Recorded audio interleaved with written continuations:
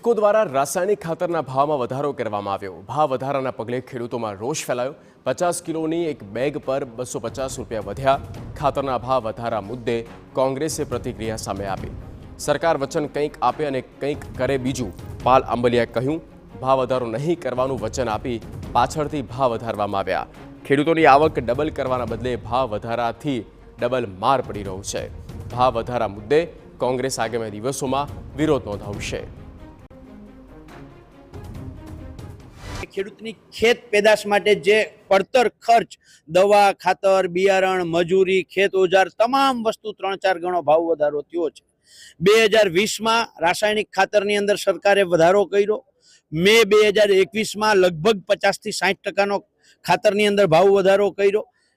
એવી જ રીતે 2022માં ખાતરમાં ભાવ વધારો કર્યો।